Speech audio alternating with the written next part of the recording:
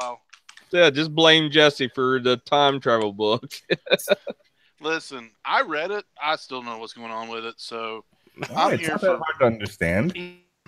Hey, okay, look. That was a lot more harsh than I meant it to sound. Compare it to what was it?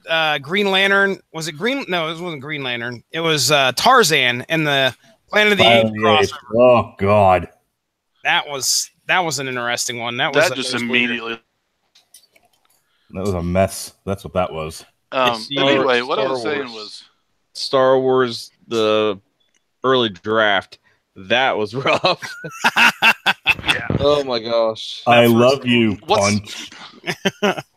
What's so hard about punching ball? I don't find that hard at all. All right. Well, cleaning my car out in the heat. Say what? I was cleaning out my car just now because I thought it'd be cooler, and it's humid as all get out. Well, that's so I did that backyard the back alley deal for that van. Just putting that out there, Mark Radlich. Got me a van, and it poured down the rain today, and the windshield leaked. I warned you. I fucking warned you. I don't even know why you're telling me about this. You should be ashamed of yourself, and you should be hiding this from me. Alexa, turn the living room light off. Don't tell me what to do, Ronnie Adams. At that point, I would pee myself. I told you, get a big boy loan and go get a real car. What is wrong with you, Jesse Starcher? It ain't nothing a towel ain't going to fix. I just put a towel on the dash every time I get out and expect it if it's going to rain. If there's a chance of rain, 30% or higher, you bring the towel and you lay it on the dash, and you're fine. I don't want to hear any more of this. Well, at least to be prepared for the end of the world. With a towel, yeah. With a towel. Oh, good one. Good reference. All right. Good Lord, Mark Radcliffe.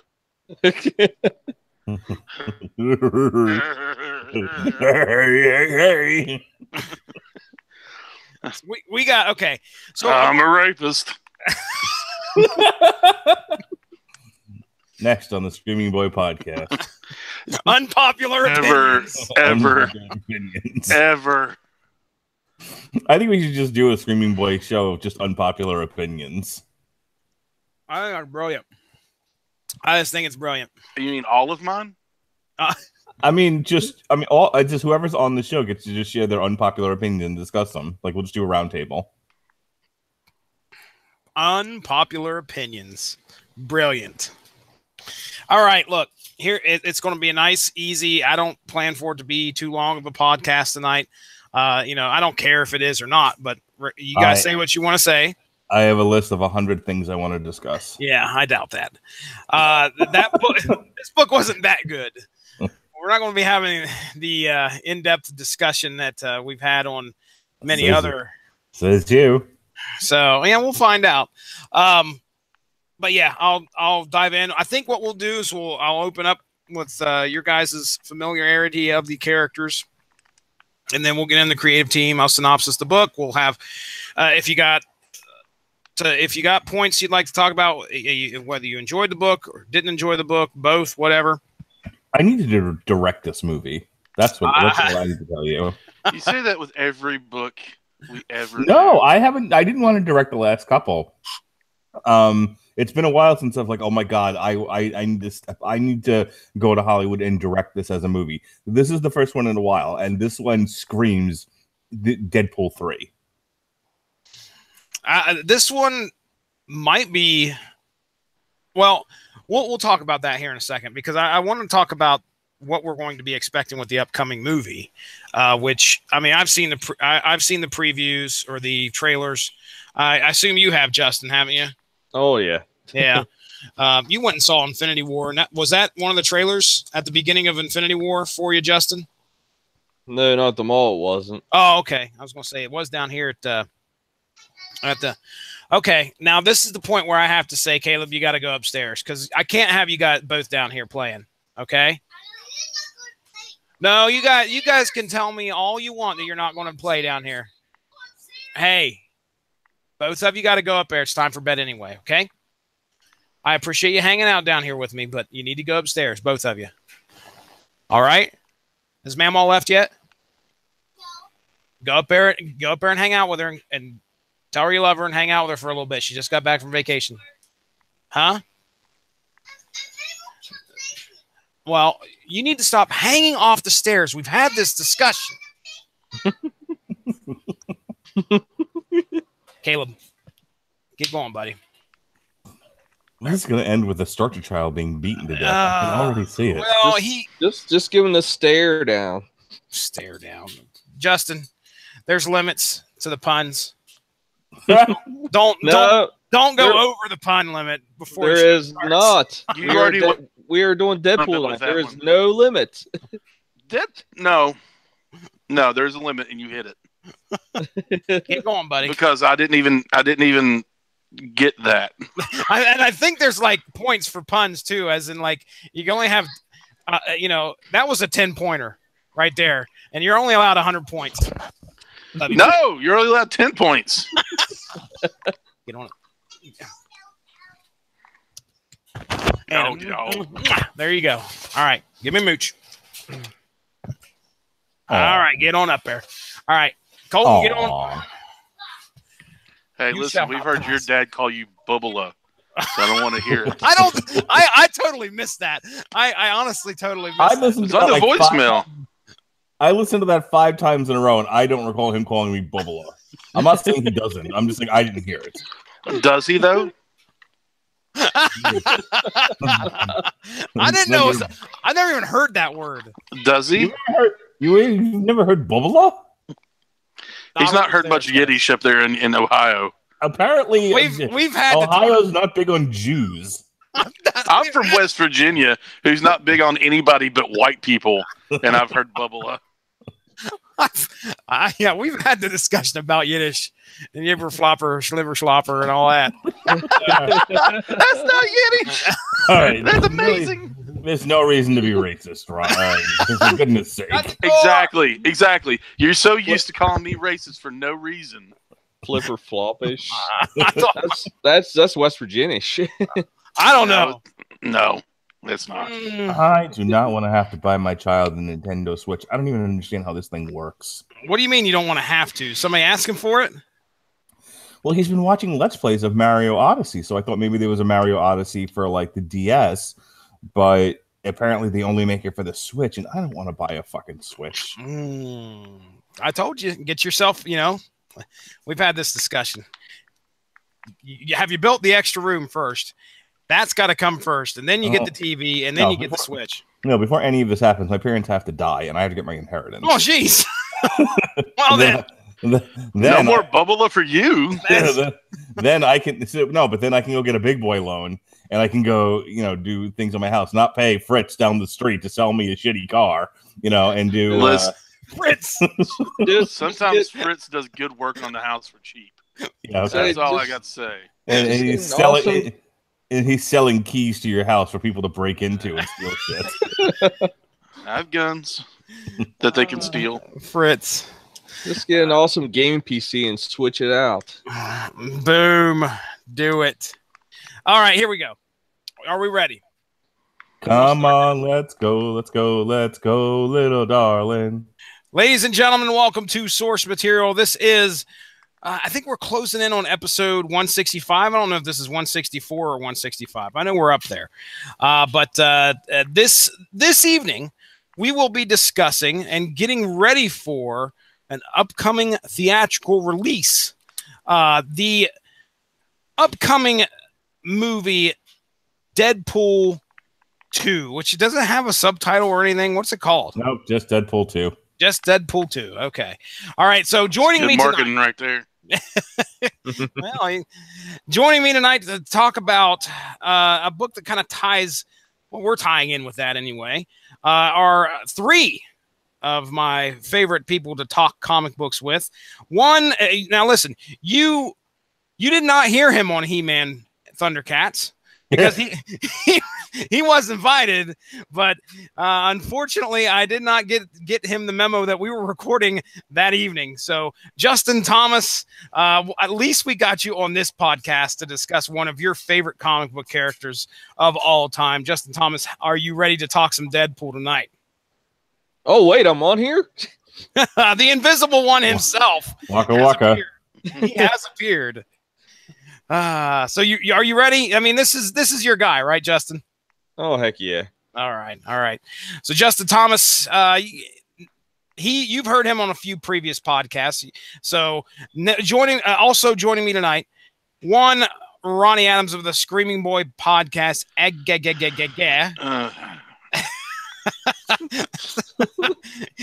Caleb asked me about who was Ronnie last night. I said he's Ronnie Adams of the Screaming Boy podcast. Caleb knows me. He does. It was funny because after I worked on that video of his, we went upstairs. Of course, I was like, I got Caleb out of bed. I said, "Come on, buddy, you got to watch this before you go to sleep." So we sat down and watched I think it was like 14, 15 minutes of it, and then after that was me and Ronnie's conversation about Wolverine's playthrough on Marvel Superheroes. He's like, "Who is that, Dad?" And I'm like, "Well, that's Ronnie Adams of the Screaming Boy podcast." So there you go, Ronnie. He knows who you are. He goes, "He sounds like he's funny." I said, well. I said, Yeah. Ronnie's a riot, Caleb. All right, so the patriarch of the Radulich Broadcasting Network, you all know him. You all love him. He's Mark Radulich. Mark Radulich, are you ready to talk some Deadpool and Cable and X-Force tonight? I don't like the fact that you sighed when you said my name, like it's a burden to have me on here. Like you're the third person in the intros, and I'm getting exasperated already. Oh, well, that's the thing. Well, no, it just sounds it's like Justin Thomas. Oh my God, Ronnie Adams, you're so funny. And Radulich. And fucking Radulich. You honestly, you sound like the rabbit in Alice in Wonderland, where he's just like, "It's the Queen of Hearts," and then like the little midget king walks out. And he's like, "Meh," and the king. I am not a midget king, Jesse Starcher, and I demand a better intro. He hails from the swampland at the bottom of the anus of the United States of America. Coming. You asked for it. Straight out of Florida. He is not Florida man. He's probably Florida man's cousin, and he's Jewish. His name is Mark Radulich. Much better. Oh, yeah, and he does the network that I do a podcast on. All right, there we go. Oh, man. I approve. And he's Jewish. Gee, wish you hadn't. Indeed. So, all right. Now, I already kind of said what we were kind of synergizing with tonight, but Mark, tell us the book that we're talking about. And, we kind of already talked about how you came to it already, but regardless, what is this book we're going to be talking about tonight? And how does it kind of tie in with the movie? All right. So the name of the book is Deadpool versus X-Force by something Polish and Laraz. Good Lord. It's Jim something Polish. And writer Dwayne Polish, penciler Pepe Le Pew, and colorist Nolan Woodard. This is why when Dean Compton says, "Hey, I know this creator that did this book. Do you want me to share the podcast with him?" I'm like, "No, don't." No. Fucking do it. For the love of Absolutely God. not. What is wrong with you? You know us. Oh, man. Anyway, I just want to throw something out real fast before I forget it. I've seen this like freaking awesome meme on Facebook just here recently. At the end of Infinity War, when it's Nick Fury, yes. he has the whole Captain Marvel thing. Yep. Someone has changed that now and put this on Facebook. Well, made a meme about it, I should say. And it's Deadpool instead of Captain Marvel symbol on the. nice. Bring him on over. May not happen for a while, or if it happens at all.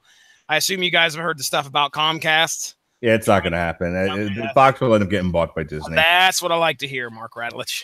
All right. Anyway, so if I could be serious for a moment, we are in fact synergizing with the Deadpool 2 movie that comes out this Friday. If you're listening to this on the network, then it's already come out. I don't even know what to say. What? It's hard. I don't even know what joke to make.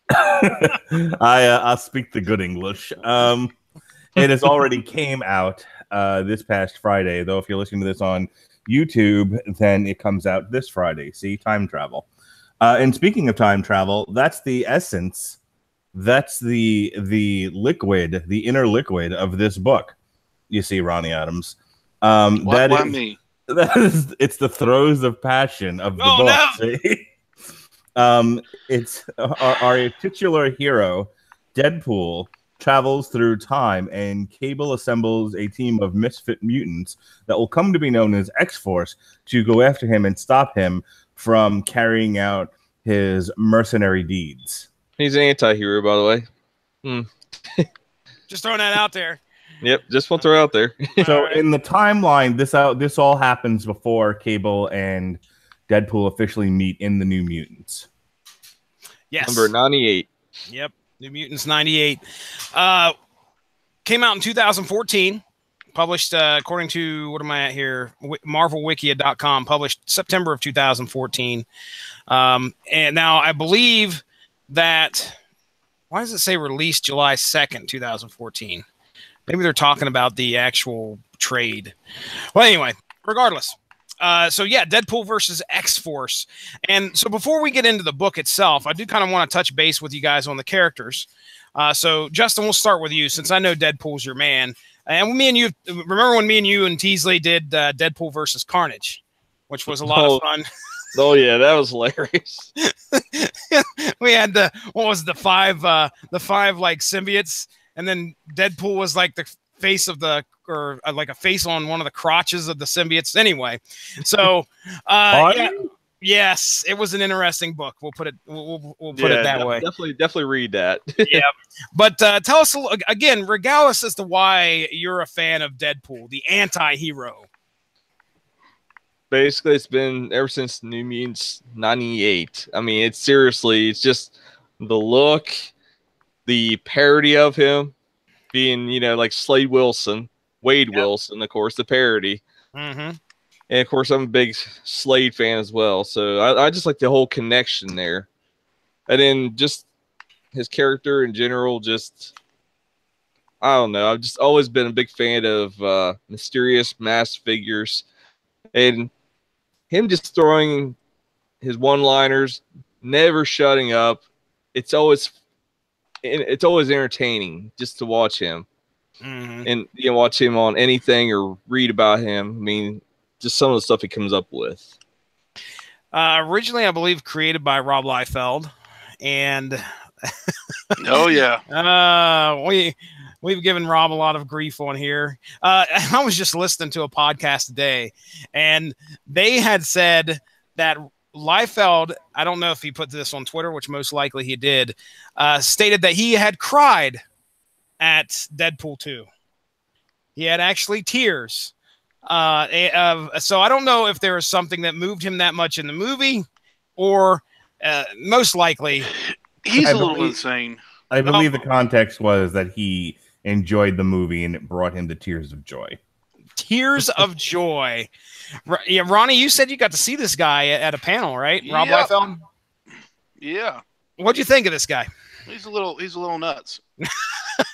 he's overly optimistic and very I don't know, man. It just his view on life. His outlook was cool. I mean, as far as certain things, you could tell he's very much I created that is mine, and no one else. But he it's my mammy. Nobody else's mammy. Mammy. Yeah, and wow, he is. He seems like he could be difficult to work, but other than that, he seems like he's a pretty cool guy. That, and he seems a little overly excitable. Yes, there you go. That's the word I was looking for. You guys seen Liefeld's new creation? Are we talking about Pouch Man? Pouch, yeah. He's nothing but pouches. Yeah, he was all pouches. No. Had a gun made of pouches that shot pouches. A pickpocketer's worst nightmare. You're telling me that man liked pouches? Dude, I mean, Rob Liefeld doesn't take pads. But he hated feet. That's the thing. He hated feet, and Diamond Feet have come up on this podcast. Cannot stand feet. The old Diamond Feet. So, Ronnie, Deadpool, man, tell me about Deadpool. What do you think of him? I've always liked him. He is somebody I've been familiar with. Man, gosh, one of the earliest I can remember is reading Nomad. Okay. And that was forever ago, it felt like. That was 90s. That was probably mid to late definitely. 90s. But he was more of a villain then. Yeah. He wasn't an anti-hero. He was straight up, everybody was afraid of him. And it seemed like he was a little cooler then. I hate to say that, but he's still cool. Don't get me wrong. I still like him. I still enjoy what they've done with him. I'll agree with that, Ronnie. He was actually cooler back then. I do agree with that one. But like even was kind of like, who is this nutball, you know? Mm-hmm. And it was I can't remember his name, but there was a Marvel super villain. He was he could turn his hands into guns. Oh, random. Maybe it was Random. It's Random. No. Random was all white. I think it was Bushwhacker. I was gonna say Bushwhacker. I remember had like a freaking rifle in his arm. Yeah, he could turn one arm into guns. Yeah, it was weird looking. Even he was afraid of Deadpool. And they were like, oh god, who? You know, they saw this. You see this one guy run. It's like they sent him after me. I can't believe they sent him after me. You know, what's wrong with these people? And they're like, who you running from? He's like, it's Deadpool. And everybody's like, oh my god, Deadpool! And he just teleports out of nowhere. How's it go again? It goes, shut it, Mark. But so that was one of my earliest that I can remember run-ins with Deadpool. And then over the years, it turns in, you know, he's like legit insane. He can break the fourth wall. He's aware that he's in a comic book. I don't think so much anymore. I can't remember, you know. He definitely was in this book. He definitely was in this book because he mentioned, I think, at the end that, you know, hey, I just read the first 20 pages of this comic. I'm like, jeez. And I read the whole series right up before Civil War, or not Civil War, but what was the Skrull Invasion? No, gosh, the one where the Doctor Doom had the power of Secret Wars. Secret Wars. The new Secret War. I read it up there, and it was actually how it ended was pretty kind of bleak, pretty kind of sad. Mm-hmm. But you know, other than that, you know, I'm just about familiar with Deadpool as anybody else, just being the merc with the mouth and you know, cutting up and not really taking anything serious, and so yeah, I'll say, you guys know that Madcap was actually one of the voices in his head at one time. Oh yeah, he absorbed Madcap or something like that. They both have healing abilities. They're similar, and they both got kind of disintegrated a little bit, and their ashes end up coming together. Yeah. Oh wow. But it was, yeah, that whole storyline was started. Yeah, he started the Mercs for Money instead of Heroes for Hire, and it had Stingray, Madcap, Slapstick. You know, because if it's anything, we need Slapstick to look cool. And then I think I can't remember, but it was a zombie that only spoke Spanish. Oh no! It was a guy with a Deadpool mask that only spoke Spanish, and a zombie that he was on the team, and so they all wore Deadpool costumes. Oh, nice. So no matter who, you know, up, it was always Deadpool. It was Deadpool. Yeah, and that's how he made his money. And he paid them however much, and it was fun to read, but it was also kind of like a little over the top at times. Okay. Go figure for Deadpool, but yeah, it was still fun read. All right, Mark, tell me about Deadpool. Have you ever read anything with Deadpool in it? What have you? When was your first memory of Deadpool? I actually don't have a tremendous connection to the character. My connection to the character has really been in the movies. I haven't read much with him. I mean, Deadpool came along after I had stopped collecting comics, and it was again one of those things where his rise in popularity runs counter to my running away from anything popular. As we've talked about with the Metal Hammer of Doom, if it got too popular, I thought it was dumb and didn't want any part of it. Go ahead, Josh. You can say it. I'm obnoxious. So, his name's Justin. Even better. Go ahead. Yeah, Go ahead, Josh. Tell him he gets his names wrong. See, Ronnie, that you just need to be popular now. There you go, Ronnie. Leave me alone. I just can't handle it. It's okay, Reggie. I swear to God, I was not making fun of you. Reggie, thanks. Anyway, so the whole time that Deadpool like really caught fire and was popular and was in every Marvel book, it was like Wolverine, Deadpool. I was like, I don't want to be bothered with any of this. And and the character breaking the fourth wall and all that. I'm like, I read comics to get out of my humdrum world and into a fantasy world. I don't want to be reminded that like I don't need this cheeky character telling me that it's a comic book. I get it. I'm the one that bought it. You like that you like that serious stuff. Yeah, I understand that. And I mean, when you saw him in what was it, he made his first appearance in the first Wolverine movie, right? Yes, Wolverine Origins, X-Men Origins Wolverine, which we did a Long Road to Ruin on, if I remember. No, I think we did an On Trial on that. That was the first year of On Trials. Who defended that? I did. Why did you pick the hardest movies to defend? Because that's the name of the game. Why would you defend that? Well, here, Sean, defend Gone with the Wind. Defend Citizen Kane. I'm going to defend Ishtar. That sounds great. I'm going to defend Garbage Pail Kids. I still got to see that.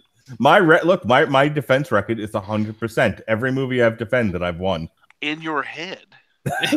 I'm the judge. Don't you understand? Not only am I an attorney on that show, I'm the judge. So I win. So you could just basically fart on a snare drum and you win. Correct. Okay. He's like Judge Dredd here. I am judge, jury, and executioner. I am the law. Have you not heard our shows where Sean actually makes a poignant and coherent argument, and I'd still tell him he loses? You fart on a snare drum and then you go on. Yeah. You're absolutely right about that, Sean. I win. Anyway, but as far as my association with the character really comes from the movies. Obviously, I knew they made a horrible representation of him in X-Men Origins Wolverine. He was redeemed with the Passion Project by Ryan Reynolds' Deadpool, and now here we are. Fox has another successful franchise on its hands right before it goes out of existence, with Deadpool 2. So here we are. Well then, okay. Now, as for let's do a little bit more obscure stuff. Then, Mark, you tell me about Cable. Tell me about X-Force. Have you ran into them at all in your comic book reading? Yeah, I used to collect X-Force. I actually loved Cable as a character. Nice. I loved Cable. I was reading the New Mutants when Cable showed up. Too bad I don't have that anymore. I actually might be able to pay my mortgage this month. That's a joke, everyone. We're not that poor. Anywho, Indiegogo for Mark Radulich at this address. Help a poor man out. Won't you please help a man who's down on his luck? Anyway, yeah, I read X-Force. I read New Mutants. I was a big fan of Cable. I liked that character. I don't remember a tremendous amount about it, but I know that for the little while that I was reading comics at this time, I was collecting that title. You were okay, gotcha. I think, man, it was like 2 years ago, two or three, where we did. It was me and Dean Compton. Mentioned again, we did a top. I think we did our top 5 coming out of the 1990s, top 5 characters that were created in the 1990s, and Cable made my list, I believe. And you know, I've always been a fan of Cable, more a fan of Cable than I have been of Deadpool. I'm not saying I dislike Deadpool less. It's just that I like Cable more. So actually, I guess it does mean I like Deadpool less. But but no, Ronnie, how about Cable and X-Force, man? What? How about you? Where do you that character? Cable, gosh, I'm about with Mark on that. I was reading X-Force when Cable came out. Do you remember when he was a baby and he was? I didn't know them then. But Mark, you remember when Mark was a baby? No, do you remember when Cable was? It was Gene and Cyclops' son during the whole Inferno. Hey! What? Madeline Pryor, dude. Madeline Pryor, that's right. Yes, Madeline Pryor. Madeline Pryor and Cyclops' son. And I remember during the whole Inferno thing, they were trying to get the baby to, I believe, that was one of the big things. Well, that was Nathan Summers. That was Cable. Yeah. So, but yeah, go ahead. I also remember who? He had a brother too that wore that big metal helmet. I can't remember his name. Strife. He was a clone. Strife. Yeah. Well, you know, you just get, after a while, you get tired of saying clone. You just say brother. Marvel. Okay. Yeah, since they're not born from the same person, but that's okay. I'm right, sorry. Josh? Go ahead. Good Lord. I think Spider-Man ruined us on the word clone. Oh, yeah. Continue, Ronnie. I thought you were kicking it to Josh. He's done talking. Are you done talking, Ronnie? No, you got some more to talk about X-Force and Cable, or are you done? No, I guess I'm done. Since no, I'm not. Go ahead, Ronnie. I was making a joke. No,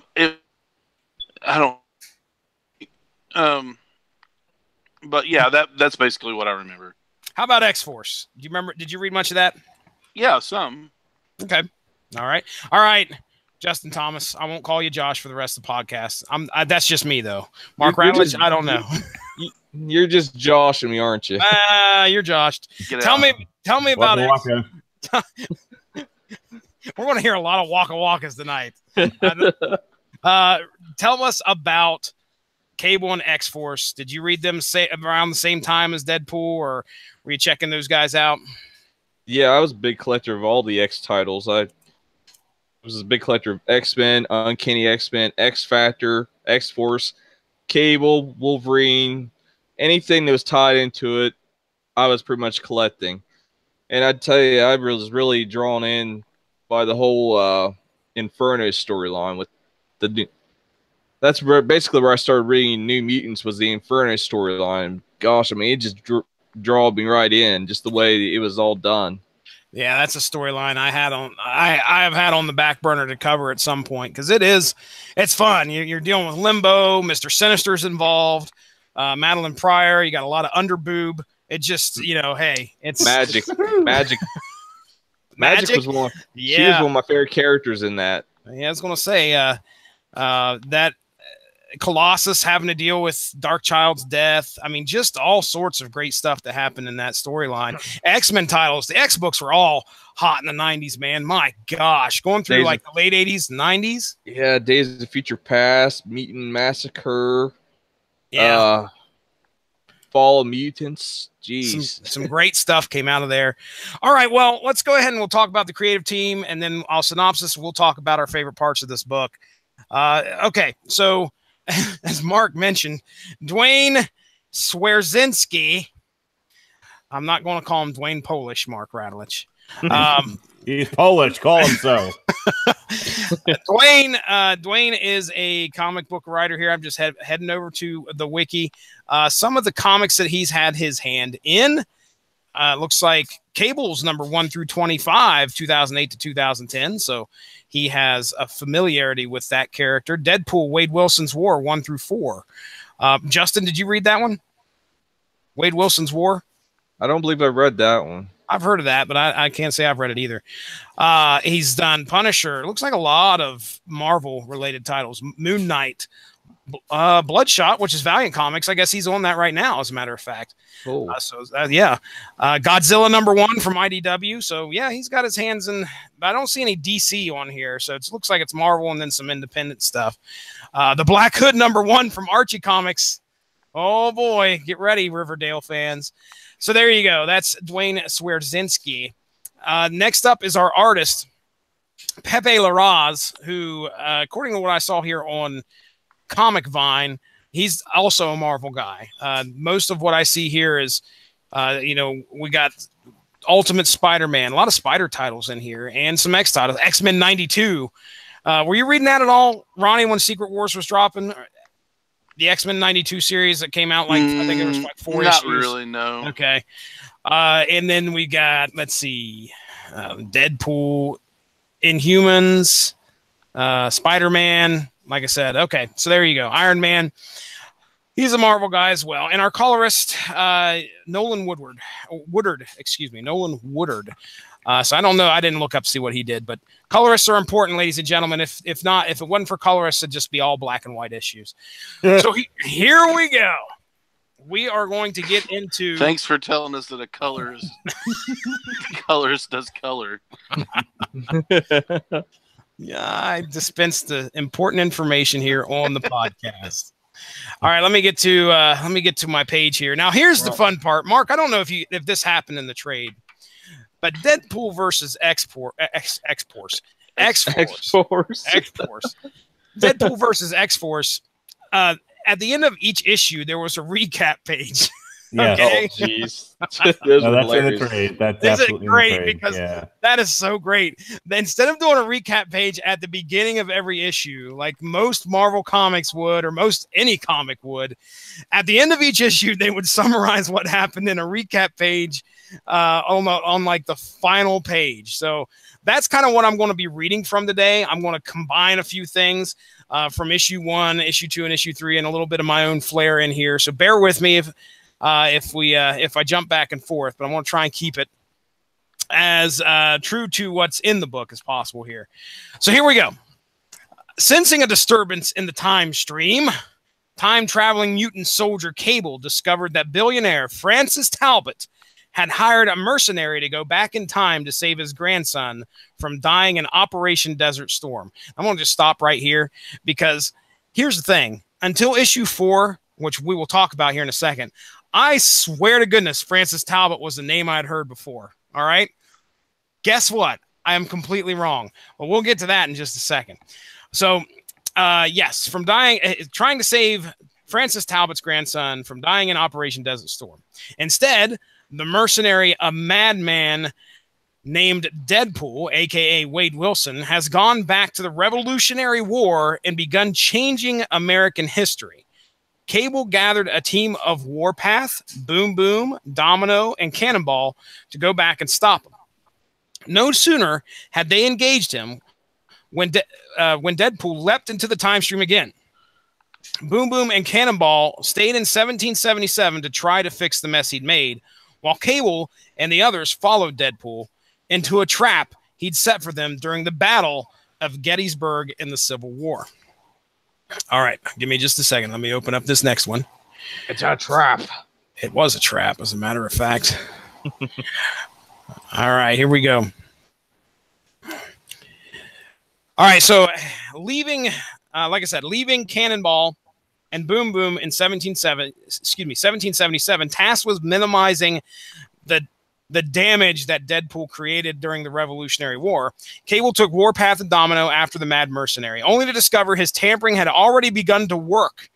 The Union soldiers were using anachronistically advanced weaponry. So remember, they jumped forward to the Gettysburg Address. Or not the Gettysburg Address, but the Battle of Gettysburg. Not the Gettysburg Address. That was afterwards. They jumped forward. What? Oh, I just want to say that reminded me so much of Wild Wild West. I've never seen that movie, believe it or not. I mean, you're lucky. Explain what you mean. It's god awful. Well, no, not you. I had a feeling. I had a feeling that was the case. What do you mean? I could defend it. Of course you Go for it, Mark. Go for it. No, you're talking about defending the movie, not your choice. You don't understand, Josh. Not that's Josh. Let's get this do straight, it. Josh. I about down had it with your attitude, Josh. All right. No, so are you talking about like the big His name is Justin.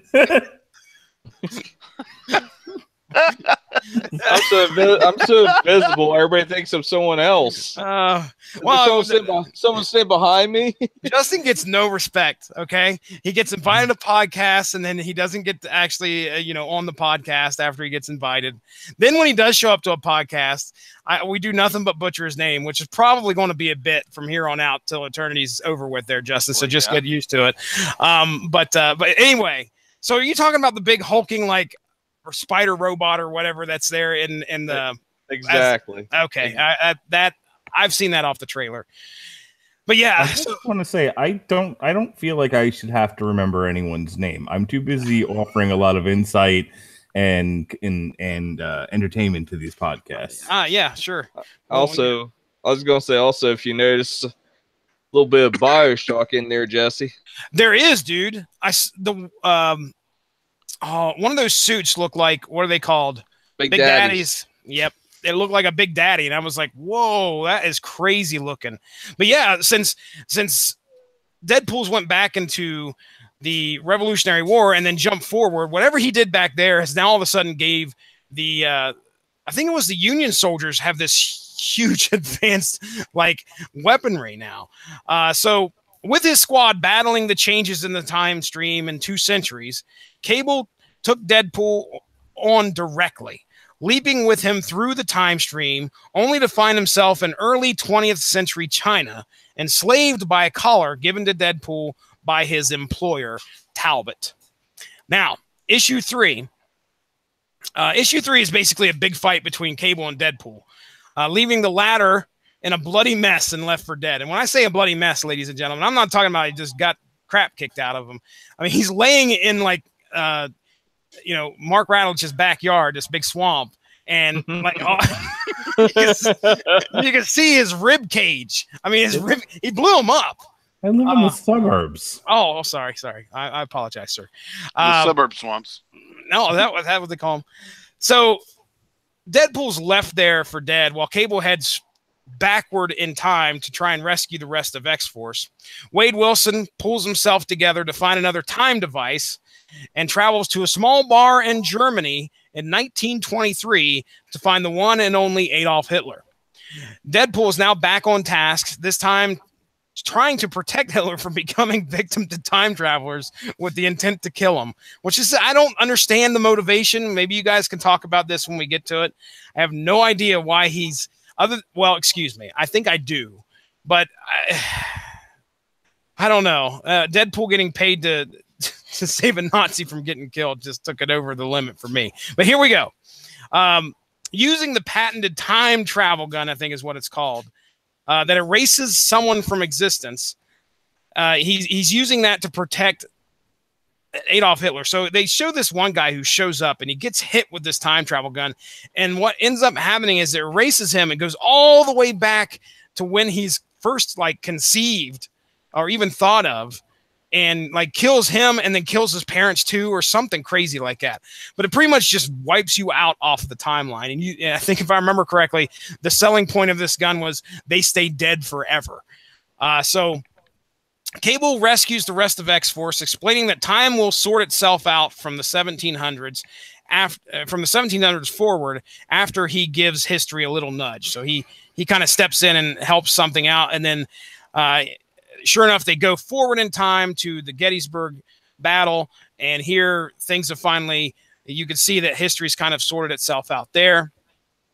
He grabs Domino, he grabs Warpath, and then they travel to their present, which is 1991, folks. But this is not the 1991 that they left. This is one ruled by Nazis.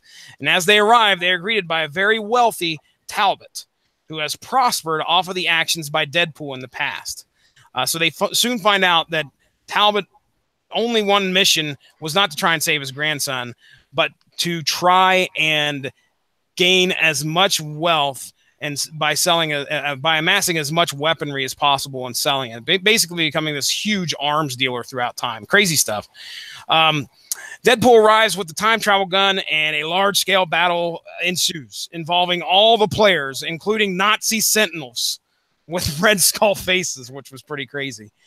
Just as Deadpool has Cable in his sights, he fires the time travel, or the time, what is it called? Time travel gun?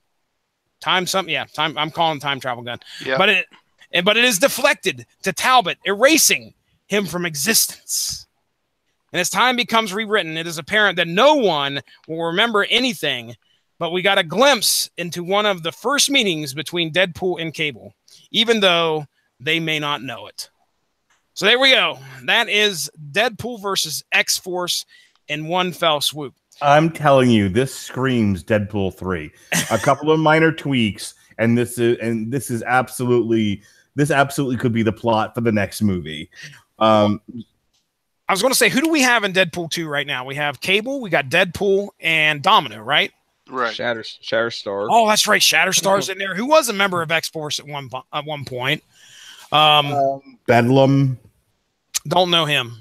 Yeah, I don't know. According to the wiki, that's a real character, but I've never heard of him. Warpath is not in the movie. He's in the Gifted. No, that's Thunderbird. Oh, you're right. I'm sorry. No, I don't know. Then I honestly don't know where Warpath is in the history of things. Well, he was past. Yeah. Okay. Beat me to it, Ronnie. Did I miss this? My aunt is honestly messaging me about Movie Pass right now, and I'm about to throw something. Just direct her to the Movie Pass fans. Movie Pass fans on Facebook. Yeah, just listen to this, Auntie. So okay, we said, what were you guys talking about? Warpath and Thunderbird, because one of them's dead, isn't it? Aren't they? Was it Warpath or Thunderbird that's dead? Thunderbird. Thunderbird. Okay. Comic books, but apparently he's in the Gifted now. Oh, okay. Right. All right, gotcha. I'm sorry, I missed that. Along with Sunspot, Polaris, and some others. So come on, Mark, tell me why you like this one so much.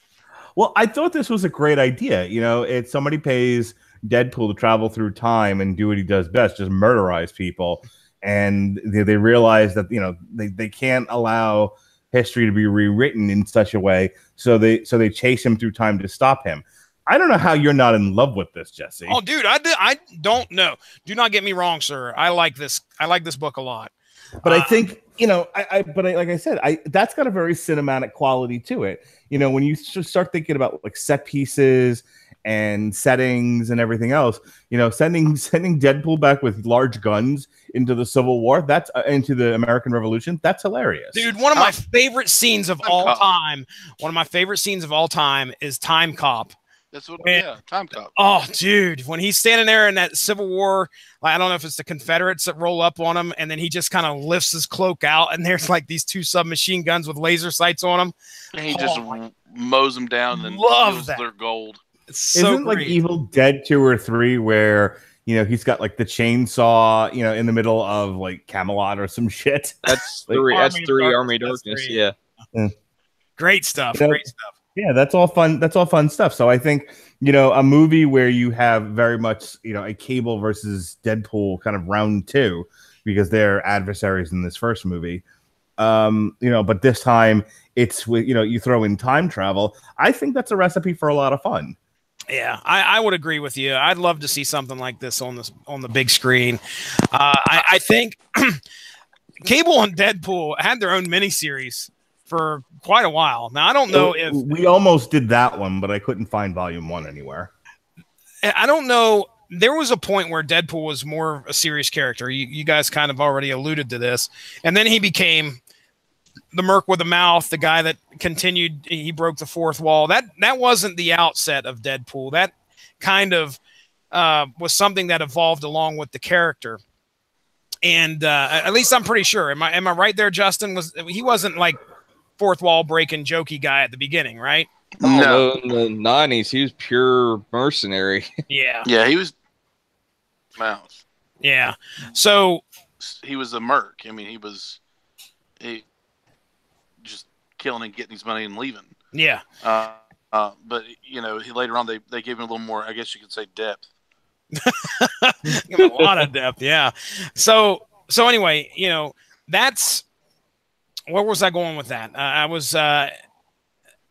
I guess I was. Oh, the whole Cable Deadpool series. I don't know if that was at the time where Deadpool was the fourth wall jokey guy, or if he was the more serious guy along with Cable. I think he was fourth wall jokey with Cable at that point in time. But anyway, so those two guys, I don't know how, but because they seem like almost polar opposites of each other. If you read anything with Cable in it, it's very much like we get in this book. He's this serious guy who's been through hell in the future, and he's come back into the past to do something. And I think that's kind of what we're going to get into the movie. At least that's my feeling. He's coming back in time to kill some kid because I really cannot see Cable cracking any jokes in this movie. And if he does, it's going to be something like Splinter in Teenage Mutant Ninja Turtles, where it's going to be, you know, everybody's going to lose their shit when Cable cracks a joke. But because he's always seemed like a serious dude to me. I have a distinct impression he's not making any jokes in this movie. Okay, all right. The only thing I'm going to have to hear him say is, who'd you expect, Keira Knightley? That's the only thing I want to hear him say. Explain a reference. Because at the end of Deadpool 1, he says Cable could be played by, he named off some names. He said Keira Knightley. She's got depth. She's got range. So if Cable says, who'd you expect, Keira Knightley? That would be perfect. I don't even want him to do that much. I just want Keira Knightley to be like to be sitting at a cafe in France reading a Thor comic, but it has to be like Thor, the chick Thor version. And she looks, and you know, and a shadow comes over her, and she's like, "Sir, you're in my." She looks up, and there's Cable, and he just blows her away. Oh no, jeez. Okay, so you obviously like this book. You love the cinematic quality to it. Do you have any criticisms in regards to it? Any detriments? No, I honestly, this one was really straightforward. You know, I like the fact they broke up X-Force and had, you know, some pairings up over, you know, different periods of time. You know, they left 2 in the Civil War. They left 2 in the Revolution. You know, Cable and Deadpool got to have their own little fight. Honestly, this is one of those ones where I actually could have stood for a few more issues. Really? Now, why do you like this one better than we mentioned Tarzan, Planet of the Apes? Because this was straightforward and simple, and Tarzan and the Planet of the Apes was a mixed up mix of nonsense. Okay. I mean, that for me, maybe this didn't feel too convoluted, but I could tell you maybe I wasn't paying attention well enough. It took me, honestly, to go back through the recap pages and completely understand, okay, he's leaving them here. At first, I thought he was going backwards in time. And, of course, it doesn't occur to me to look and see what the numbers are that they put on each page, 1777, 18 whatever, 1900. So I should have probably picked up on that a little bit easier. Maybe it was just me not paying enough attention. This wasn't a book that really had to bend your mind. It was them going back through time, and there was fights. So that was, you know, that was a lot of fun. Now, as for a detriment on my end, this is a throwaway story, but that can go both ways. This is, you know, you can say, well, it really, and I think it was addressed in one of those letters pages.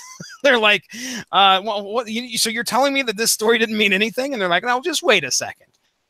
Just because, you know, nothing ever really affected the Marvel universe or the Marvel continuity doesn't mean that it didn't hold any weight to it.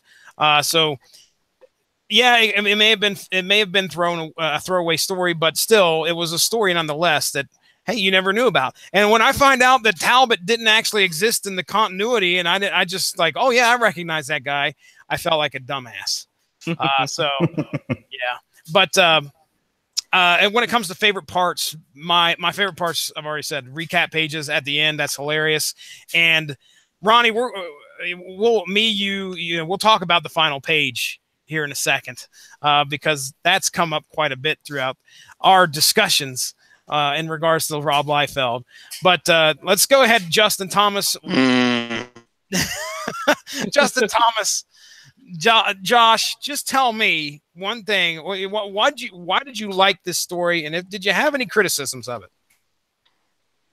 I have no criticism whatsoever. I just was immediately thinking that you came up with the idea of this being it was time travel. But anyway, I proved wrong. So,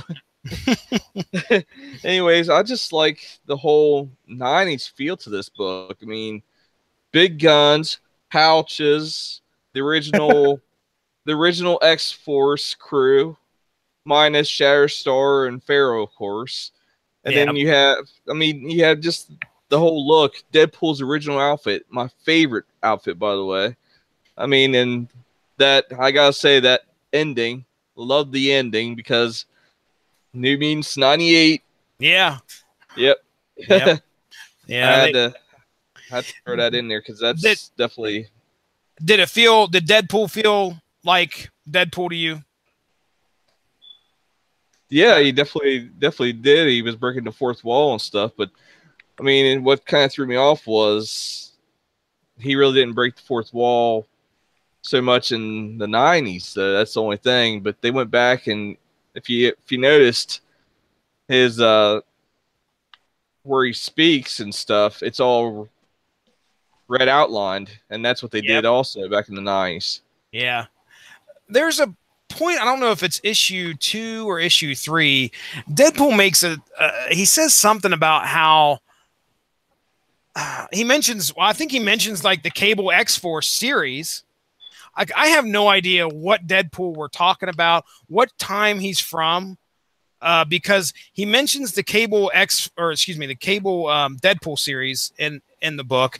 He also mentions a time where Cable was traveling back and forth with the baby on his chest, which I think that happened in like 2011 or 2012. So, I don't know if this is the Deadpool from the early 90s, or if this is one of the ones from the 2000s. But that was the only thing I couldn't pin down on Deadpool, and I didn't know if it was like, well, he's breaking the fourth wall and he's this super aware comic book hero, anti-hero. I don't know, but regardless, it didn't take away from the enjoyment of the book. It was one of those things where I'm like, okay, what time frame is this dude from? Is he from a time frame anyway? Go ahead. What was he gonna say? I was gonna say I can maybe guess where you've heard that name Talbot before, actually. Okay, tell me. Agents of S.H.I.E.L.D. All right. General Talbot. General Talbot. Glenn Talbot. Yeah, he was a major figure in the Hulk comics. Okay, now I'm starting to think that I recognize. So is it? Oh, did we get the first name of this dude? Glenn, or not the one where you guys are talking about, but the one in this book. Hold on, I'm looking. I think I wrote it down, but I just want to check. Maybe I didn't. I'll tell you though, Talbot has a big part in the new season of Agents of S.H.I.E.L.D. Does he? He becomes Graviton. That's a name I've heard before. Spoilers. Mike don't give a shit. Nope. I'm looking to see what his name. Francis. Billionaire Francis Talbot's the one in this book. So, all right. I'll spell your name out for you. Well, that's the thing. I actually thought it was Francis from the first one, but no, that character's name is Ajax. Artemis? Ajax, whose real name is Francis. Let me spell that out for you. Tell me the reference. I said that before in another podcast. You still didn't pick it up. Tell me the reference, damn it. Deadpool 1. Deadpool 1. Oh, okay. All right. Gotcha. Let me spell it out for you. And then he kills all the guys. And stop giving Jesse the answers or he won't learn nothing. Shut up, Mark. That's kind of true. Well, Ronnie, little bit of known fact here. Jesse doesn't believe in narwhals either. They're mythological. They're mythical creatures. Mythological creatures. I've never seen a narwhal in my life. Same as a unicorn. I mean, or a lady with a butthole on her forehead. Okay. Or a boob. Or a tree with boobs. Tree move. What is happening right now? I've been paying attention the entire time, and I feel like I'm in a timeline. You've never been motorboated to death.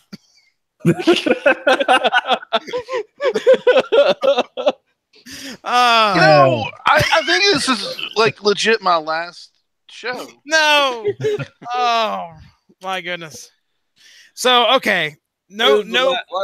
Last unicorn, Ronnie. Yeah. No, it's not your last show. It's the last unicorn. So tell me, you said no criticisms? You enjoyed the book there, Justin? Yeah, it was definitely a fun read. Yeah. All right, Ronnie, let's talk about the last page, and you can give us your criticisms because it was fun. Let me get to it. Get to the last page. Last page. He's a little thrown off after the motorboating, I think. Right. Yeah, right there. Big old Rob Liefeld. Pouches everywhere. Crotch in the face. No feet. This is after history gets rewritten and everybody practically forgets something. You know, and then it hops back to New Mutants 98 where Deadpool first shows up. I mean, what do you think of that? Did you enjoy yourself reading that? Yeah. Yeah. I mean, yeah. Perfect. Perfect way to kind of end it with them going back to 98 and yeah. I mean, it was one of those things where it was not a real groaner for me, you know, but still I was like, oh, you know, kind of a deal. Of you know the artwork, but it was a good callback. It was a good way to end that series. Yeah, some good stuff. What was your favorite parts of the book, Ronnie?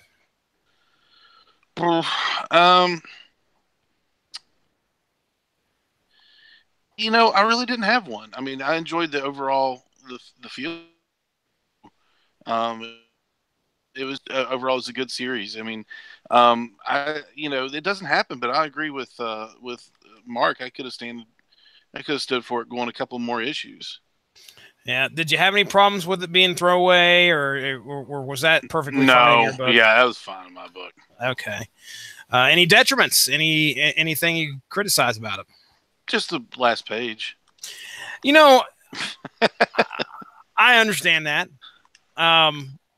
I mean, there's no criticism to it. It's just I have a love-hate relationship with Rob Liefeld anyway that he's completely unaware of. Because, but it's just one of those things like, man, we could have done without Rob Liefeld, but could we really? No, not when it comes to the creation of Deadpool and his first appearance. No way. One of the things that I kind of, the whole just kind of jumping off your guys' take on the whole extra issues thing. Boom Boom and Cannonball, I think we're stuck in one part of history, and I kind of would have liked to have seen a little bit more of that. There wasn't really a whole lot of that. Wasn't really a whole lot of Domino and Warpath and what they were doing. But again, the story focuses on Deadpool and Cable, so it's a rollicking good time to watch them fight each other, and it's almost no holds barred, and it's humorous at times. Like when he puts like the controlling collar on Cable, and Cable starts marching, and that was pretty funny. He puts the explosive in Cable's pouch, and he's like sitting there checking all his pouches, trying to find. Cable's got enough of them. He's got enough of the pouches. He gets shot to pieces, and he's worried about his broke nose. It still hurts. There's one creator of Cable and of Deadpool. So we know that Deadpool was a complete, answer to ripoff of Slade. So yeah, Slade Wilson and Wade Wilson. I mean, come on. While the good, he created both those characters, and I defy you to find a cooler character than Cable. I agree. To be honest with you. The bad, he created the Heroes Reborn Cap. The bad would be his. I don't want to say it, but his art. I mean, I can't do that. I can't draw.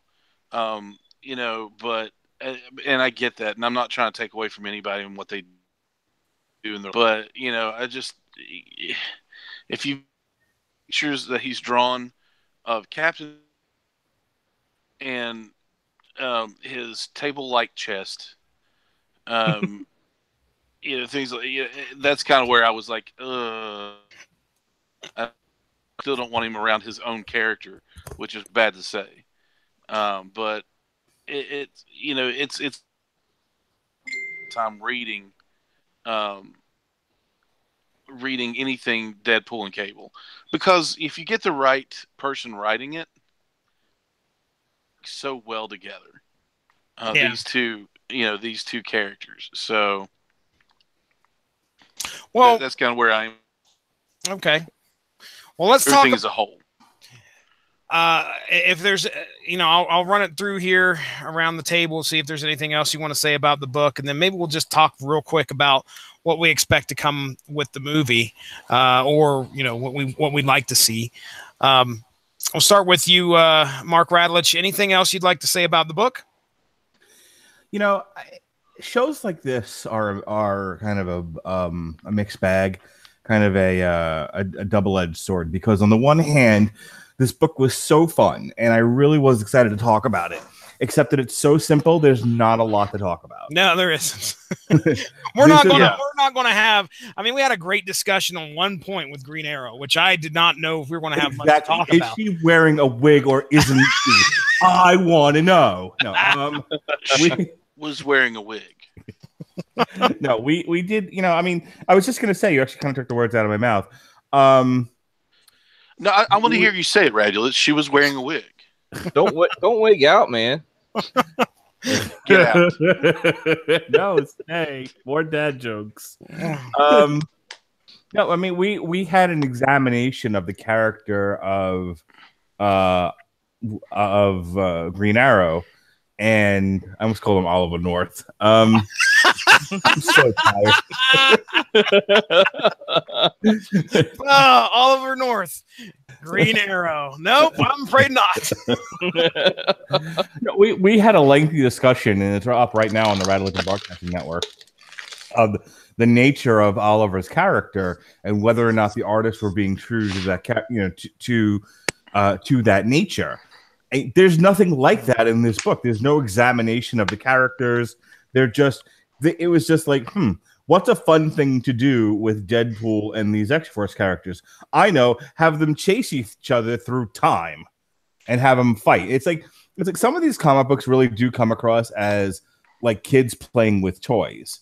And I enjoy those. I really do. I can't do every week, a deep psychological examination of the nature of man. Sometimes I just want to see someone take action figures and smash them together, and turn that into a comic book. The problem is then Jesse turns and was like, okay, well, I want you to use. That's all you want. I got you, fam. I'll take care of that. But the problem is we turn to we come on the show and Jesse says, okay, guys, let's turn on that AP English, mind, and let's really examine this thing. And it's like, it's not really that deep. No, it's not. Listen, Justin or Josh, whichever you prefer. Brad. Brad? He made a great point. That came out of nowhere. He made a great point. He said this felt so 90s. Mm-hmm. And that, what you have in your hands right now is very, very representative of what a 90s comic was. There wasn't a whole lot of great storytelling in some books. and it was more about the action. It was more about what was on the art and what was in front of you on the page. Now, this did a great job of blending a decent story with some great art. But I mean, Justin, you said it felt so 90s. Was there anything else other than just how, punchy punch it felt, or was there anything else to you that kind of spoke 90s to you? I'm just saying, just the way they looked. I mean, they literally were a flashback to the old New Mutants look. Mm-hmm. I mean, that's everything I saw. It was the classic Deadpool, classic Cable. Everybody was in their old original X-Force get-ups. I mean, it is perfect. They were in their shoulder pads and their... Like I said, the only thing that was missing was Feral and Shatterstar. Yeah. So, yeah, Mark, you're right. This isn't something we could delve deep into the character. It doesn't really speak a whole lot about what happened. It's just a fun, again, throwaway story that was out there. So how about you, Ronnie Adams? Anything else you'd like to say about the book? Ronnie Adams of the Screaming Boy Dropcast. Oh, my God. What is happening? There. Now I can hear you. Okay. We couldn't hear you for a second. I'm good. I had fun. It was a good read. Okay. Justin Thomas, Deadpool's your boy. Anything else? Any parting words about the book? Did you say Screamboy Dropcast? That's the problem, is that Screaming Boy has a difficult time dropping it. Somebody get him the burn cream. Somebody get me a ball bat. Justin Thomas. I'm just going to say, just pick it up, read it, have fun with it. I mean, it's not anything to be serious about. It doesn't affect continuity any. It's not canon. I mean, the whole book is just hilarious. I mean, it's just fun to read. It covers the whole 90s feel. The whole, just read it. All right. Yeah. Just read it. Just fucking read it, all right, you assholes. Are you listening to the Source Material podcast? Okay, fuck you. Just read the goddamn book. There's, this could have been done completely differently, and we could have had like 40 pages of book and a lot of exposition that wasn't bogged down by any of that. So when I read the first issue, you talk about somebody was like, okay, am I at the end already of this first issue? That's not saying anything bad about the story. That's just letting you know that it's fast paced. It keeps you entertained and keeps you turning the pages. So yeah, it's an easy, fun, breezy read, and I would definitely recommend it for anybody that's a fan of Deadpool, especially Deadpool and Cable from back in the 90s. You're probably going to enjoy this. So, all right, let's talk real quick about the movie. What we kind of, what our expectations are. Whatever. Just get off your chest. I need to talk about something. Oh, okay. About this movie. Now, this is spoilers. Okay. Oh, I'm ready. This is potential spoilers. So if Alan Thomas doesn't want to hear this, Alan, then of the Alan Thomas Project. I don't know who Alan Thomas is. I'll say I usually get called Jason all the time, so I mean it's nothing new to me for my name to get wrong. So if Sylvester doesn't want me to tell him what the spoilers are, then he needs to speak up now. Sylvester, go for it. Okay. I'll answer to anything anymore. What's happening? I'm making a joke out of the fact that I messed up his name tonight, and I won't let it go. Get it? It's beating a dead horse. Being a dead unicorn, Yes. Oh, unicorn! Unicorn! Come get your supper. Anyway. Unicorn! Your pig is filthy. Ronnie Adams. I'm not here. Do you care if I spoil Deadpool for you? Potentially. Yeah. Now, go for it.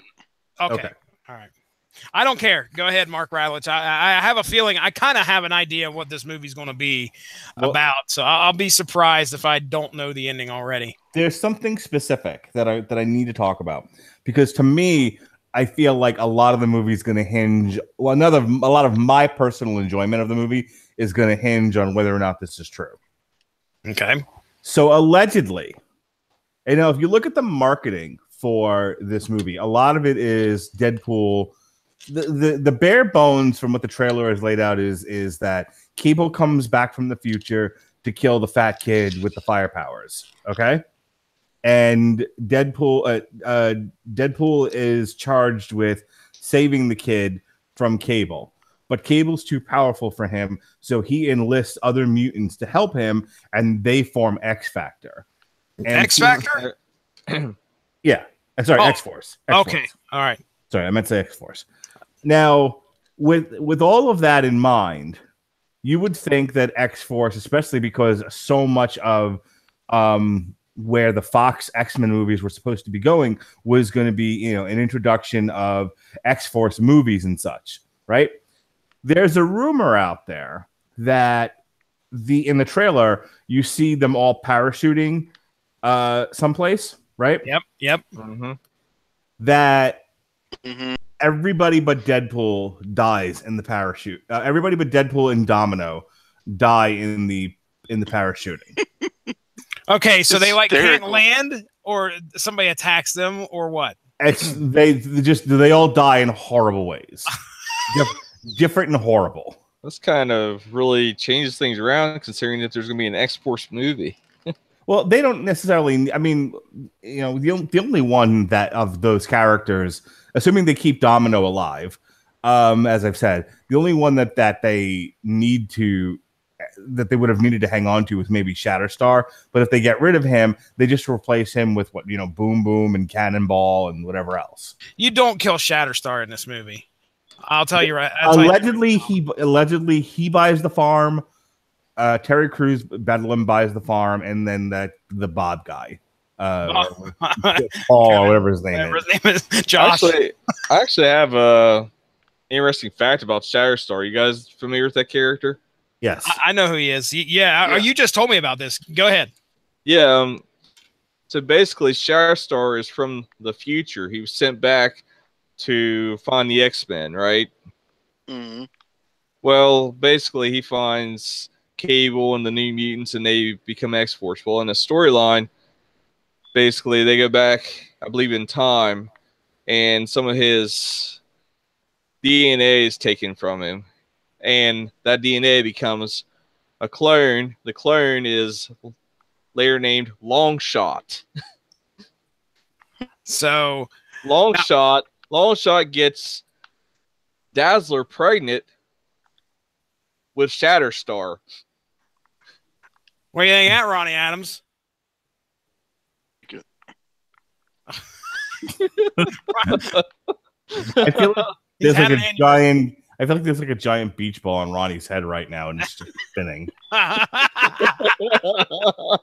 broke, Ronnie.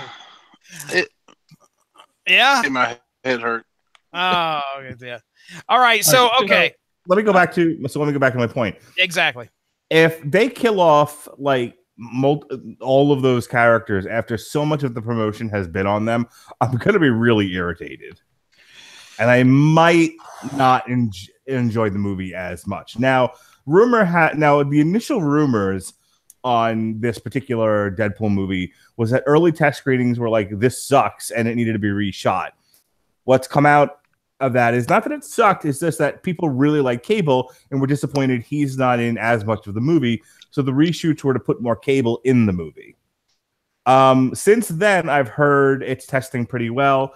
The Rotten Tomatoes score, I don't believe, as of this recording, has yet to be released. Well, okay. My comments first on killing the rest of the team. Is Negasonic Teenage Warhead with them too when they're doing the parachuting? No. She's an X-Man. Okay. All right. And Colossus then wouldn't be either. There was also a rumor that Juggernaut's supposed to be in here. I don't know if that's been dispelled or not. No, I believe Juggernaut's in the movie. Black Tom. I heard Black Tom's in it. Okay. But regardless, I don't... racist. I knew that was going to happen. I don't know if man, I don't know. It depends on how attached I am and how they make me feel. If Shatterstar, I hope, does not get killed. Bedlam, I just already said earlier, I don't know who that character is off the top of my head. Most likely I've seen him, I just don't remember who it is. And I don't know. It's if they whack them off. Wait a second. If they they rub them out. Oh my lord! If they kill them, rub you out. See. if they kill them that early on, or not that early, but if they kill them in like goofy ways, jerk them off. No, I'm sorry. Go ahead. If they jerk them off the screen, if they kill them in like goofy ways, that's gonna feel. I'm gonna be let down. I don't know. I don't want Shatterstar to buy it. I'll tell you that much. They're gonna get motor buried to death. No. By a giant tree with boobs. or a tri-boob harpy. That's right. With large nipples. Oh man, disturbingly so. As a matter of fact, Ronnie, do you have an attachment to these characters already? Would you hate to? Is it going to make you feel different if they get killed off? Nothing right now. You feel nothing other than traumatized. Ronnie, we figured out where the Ents went from the Lord of the Rings movies. We figured out where they are. I don't. The Ent women. I don't. This all needs to end right here. Man, if you guys didn't tune in to The Last Unicorn, number one, you're not getting any references. You have no idea what's going on. You missed about 9,000 puns from Josh Thomas. And then what three things did you pull from this movie, Jesse? Harpy titties. That was number one. No. Well, I'll tell you. Okay. All right. How about you, Justin? I mean, Shatterstar, all these people dying, and just in a parachute sequence. Oh, I know why I keep calling you Josh now. I keep confusing you with Josh Galandros. Ah, the one and only Josh Galandros. Sure. We haven't had him on here. Because I keep bringing up 90s stuff. That's why. I don't know if Josh is really into the 90s stuff, but I'll tell you right now, he was a big fan. You mentioned something earlier, and I was like, that's Josh Calandris all over. I can't remember which one what it was. I'm not going to mess your name up anymore, Justin. You're Hey, all right. So Justin, I can't remember which one. Ronnie doesn't want to talk anymore. So Justin, okay. Here's what I want to say. Tell us what you think about what Mark said, and then tell us what you hope to get out of the film. I mean, I really hope that they don't all die in stupid ways. I mean, I at least would like to see Shatterstar maybe make it out of all that. I mean, Shatterstar is such a strong character in the X-Force series. And just, overall, I mean, he just keeps coming back, just keeps appearing and appearing, even teaming up with Domino to save mutants during the whole Civil War storyline. Which was kind of like a continuation to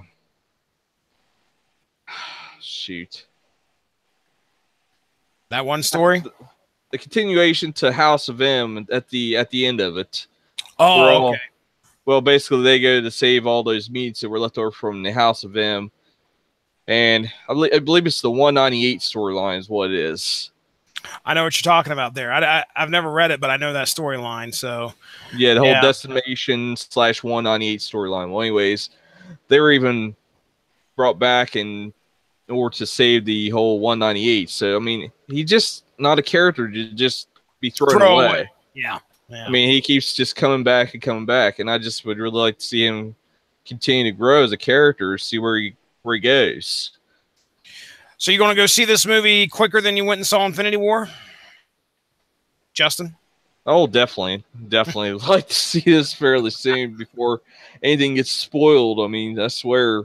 But then again, Infinity War, the so-called spoilers I've seen really weren't even spoilers. If you read the actual Infinity Gauntlet, weren't even spoilers. I've got the spoilers in front of me. I want to read this to you, okay? The whole thing? Mark? Just the parachute. Just the parachute. Okay, let's hear it. All right. During the botched parachute landing, Shatterstar is shredded by a helicopter. Bridge lands on a freeway and is run over by a truck. GW Bridge? Sure. And Zeitgeist is trapped in a wood chipper.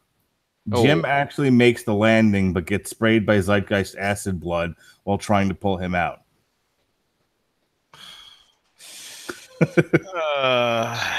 If that's all true, I'm going to be very disappointed. I guess it all depends on how they, lead up to it. But I don't know if I'll find that funny. I mean, I don't know. But I kind of wish I'd let it of hearing it. The guy with no powers except for type 1 and 2 diabetes. Yeah. Which one is that? That's Bob, isn't it? Or something. What's his name? Bob. I can't remember. Something. Ow. Something simple. Hydra Bob. He would be. Well, yeah. He would have been the only one that I would have really, and then dying on the parachute in. That would have been hysterical to me. But seeing the others, Shatterstar, we've been waiting for Shatterstar to be in a movie and to hear him healed right off. Yeah. Ronnie, I don't know what you're doing, but you keep cutting in and out. I don't know if you're like on a Bluetooth headset or something. Or no, it's just the internet. It could be my internet. I don't know. A phone. Okay. Well, okay. Well, I'll tell you right now, I'm kind of excited to see this movie. Deadpool 1 was hilarious. I really didn't know what I was going to get when I watched Deadpool, the first one. And me and Mindy sat down and watched it, and we laughed pretty heartily. And I really thought it was one of the best movies of... When did that come out? Was that 2 years ago? 2016? Yeah, I think so. 2016.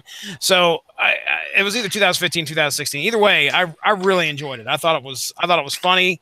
Enjoyed the character, and freaking Ryan Reynolds is damn gold as Deadpool. We all knew that from X-Men Origins Wolverine. When we saw him portray Deadpool in that movie, which I don't know if he was even Deadpool at the time. He was just Wade Wilson, but you could tell he was the merc with the mouth. Before sword hands. Yeah. Oh, jeez. But Baraka. that optic blast. Oh. Yeah. So, I'm excited to see what they're going to do with 2. I hope I hope Cable, man. I just cannot wait to see Cable on screen. That is going to be fun. I hope they do. Couldn't have picked a better actor to do it. Oh, no shit, man. No doubt about it. Brolin is a tremendous actor. So, and Brolin is rolling with the superhero. He is too, isn't he? These things. Yeah. And the fact that in one of I think it was the last Red Band trailer where Deadpool tells him pump the hate brake. And that was hysterical to me. He's like, pump the hate brakes, Thanos.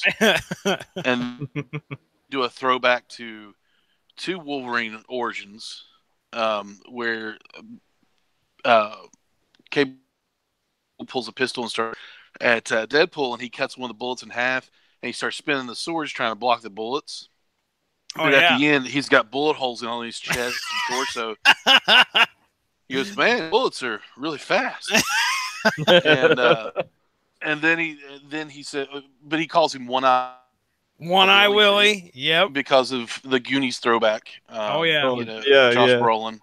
And then also, like twist his arm up, and he goes, oh, so dark. DC Universe.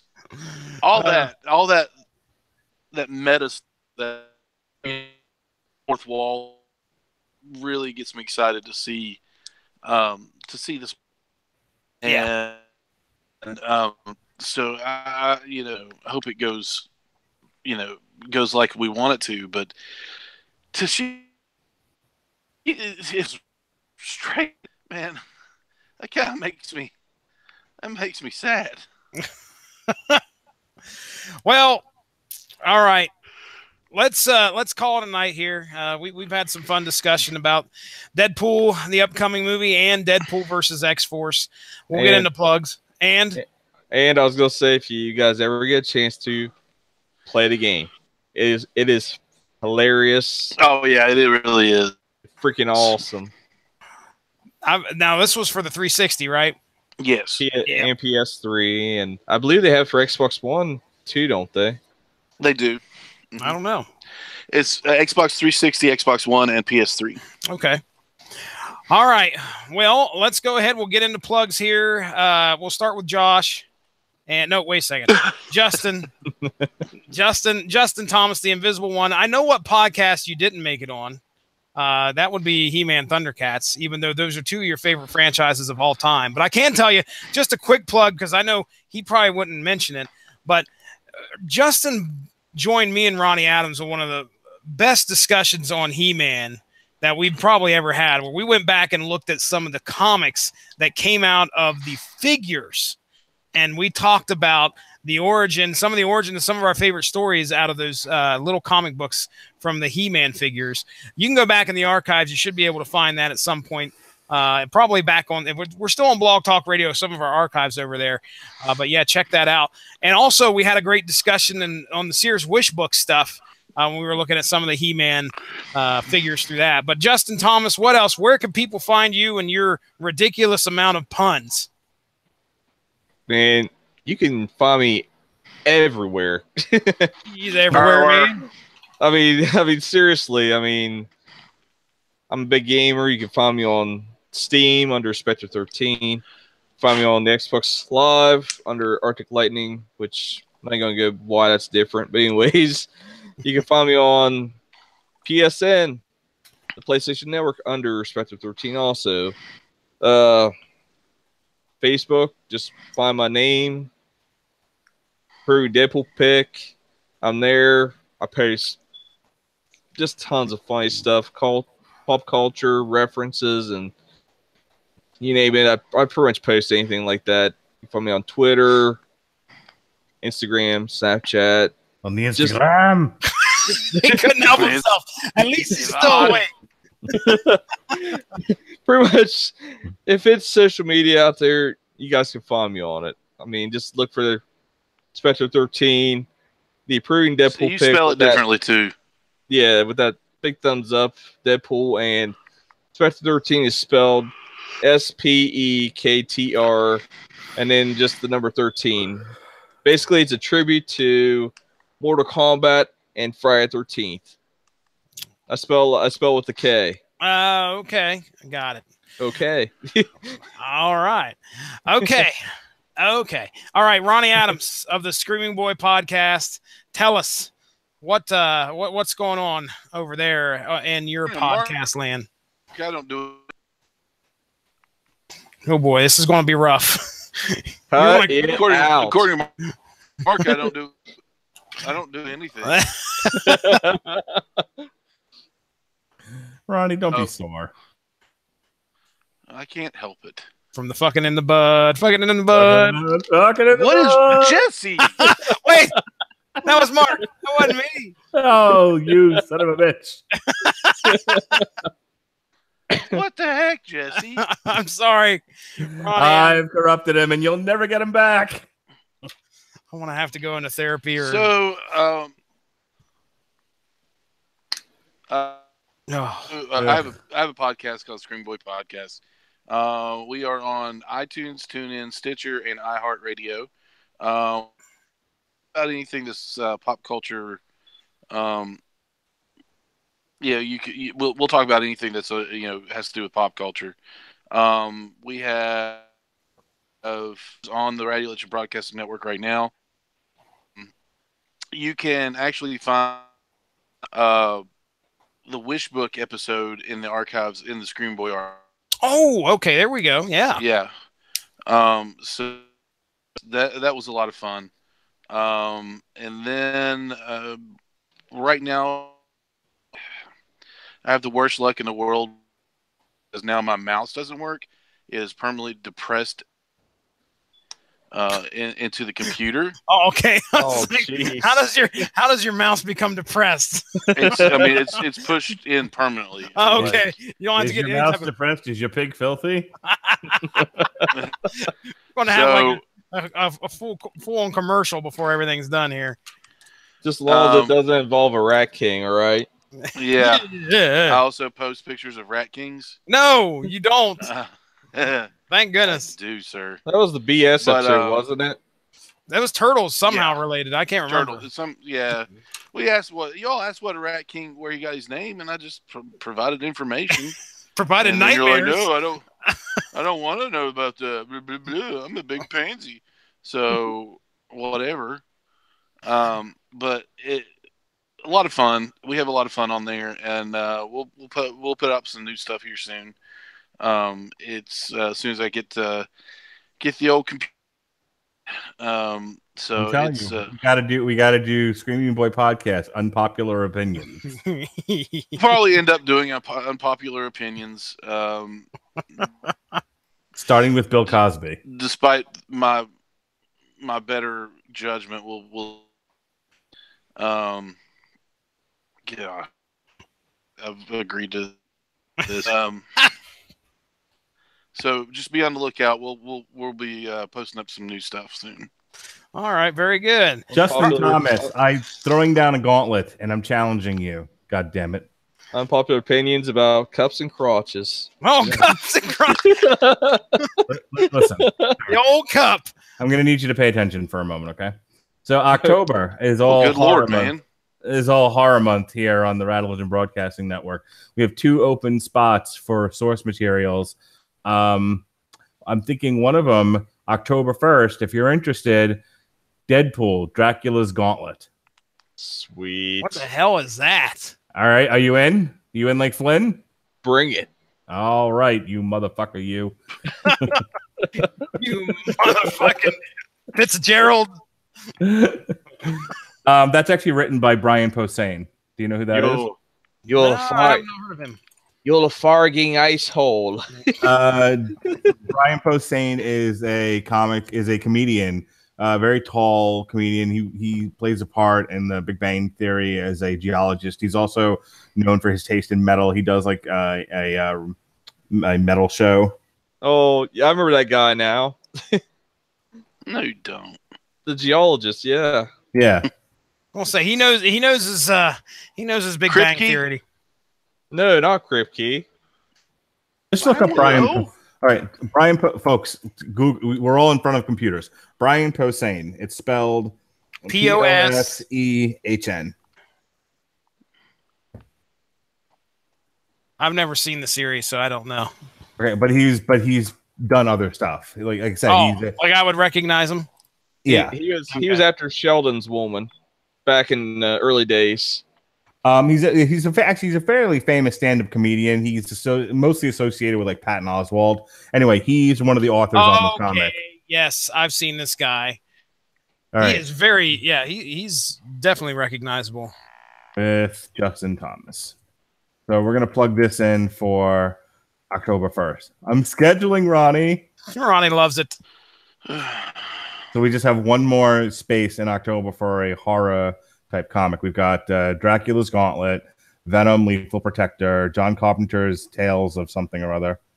Fuck. Hang on. John Carpenter's Tales of a Halloween Night. Oh, I know. You got any openings for Venom? Because I know someone that loves symbiotes. Well, what for the Lethal Protector show? Sure. I know someone that loves symbiotes. Definitely, a certain person loves Carnage. Jason Teasley.